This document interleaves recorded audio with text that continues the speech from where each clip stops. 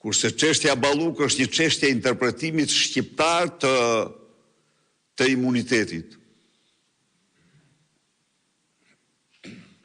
Në një kohë kur, pak vite më parë, nuk ja diskutuar kurrë kërkesat e prokurorëve për heqje imuniteti ministrave dhe zëvendëskryeministrave.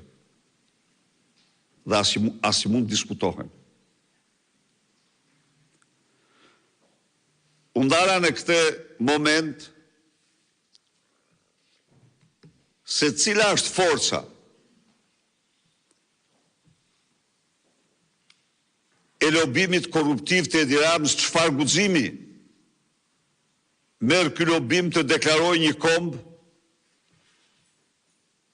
se e ka kulturë pegmarrjen.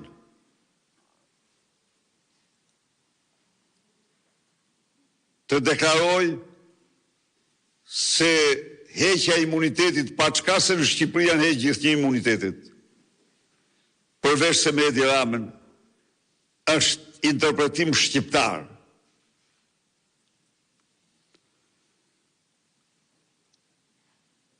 Në të vërtetë,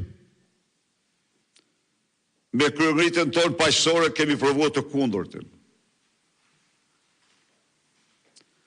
Ne kemi damkosur Edi Ramën dhe qeverinë e tij. Me kryengritjen tonë paqësore kemi faktuar se shqiptarët nuk pajtohen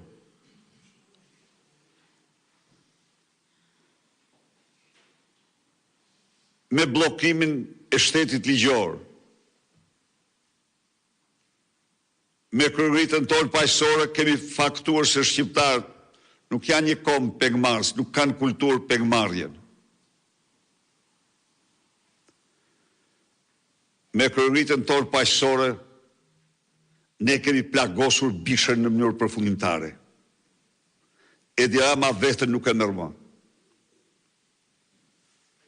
Jo, edhe s'mund ta marr. Sot në Peshkopi u kërkon të socialistëve të na mbroni.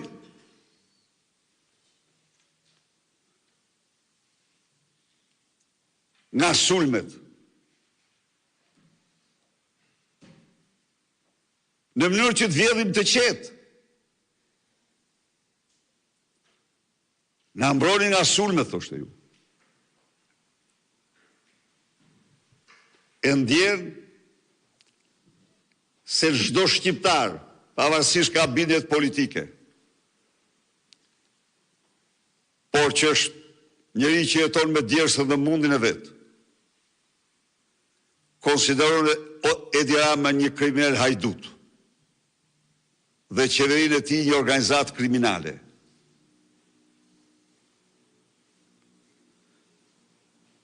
Shqiptarët çdo ditë kuptojnë që stimulari i gjitha vjedhjeve në Shqipëri dhe sistemit korruptiv është Edi Rama dhe familja e tij.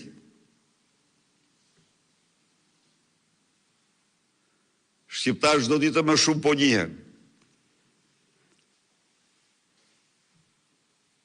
me dimensionet e dosjes Rama Balluku, por po kaq të egra të shëmtuara janë dimensionet e dosjes Aksh të lindave të tij, lindave të Akshit.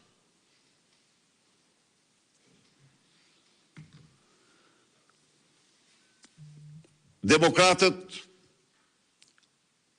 janë në një presion të jashtëzakonshëm, por duhet të jenë më krenar se kurrë. Sepse në kushtet të një terrori të